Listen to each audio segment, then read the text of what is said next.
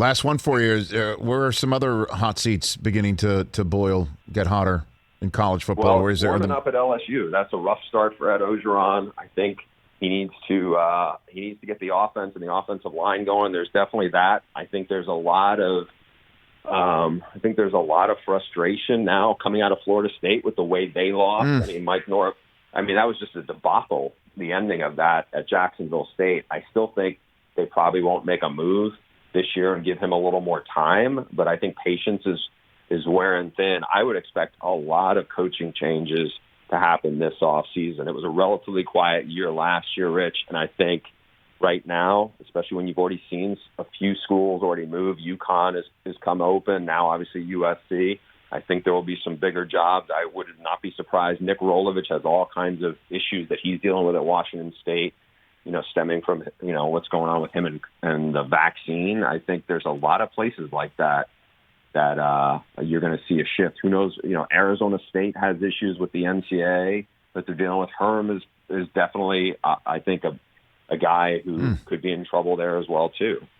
I'll just say this in parting, I kind of brought it up when Norvell was first hired at Florida State, and I know there's a lot of poo-pooing about it. I think Deion's the perfect guy there, man. If that seat's hot.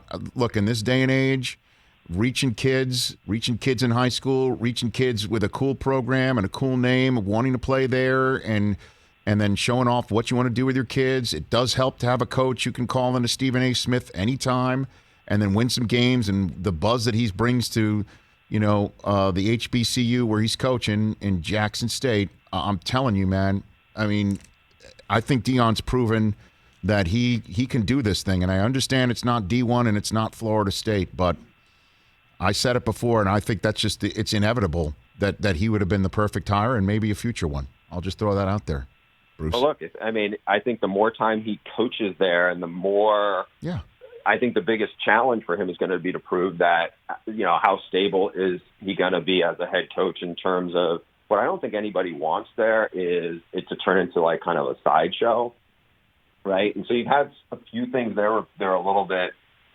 they don't need that kind of publicity, but obviously the star factor and his ability to be in people's homes and to get into recruits' homes, that is a huge thing. No doubt. So I think if he surrounds himself with a good staff and an experienced staff, it's going to be interesting to see because certainly there's pressure going to mount on Mike Norvell after last weekend.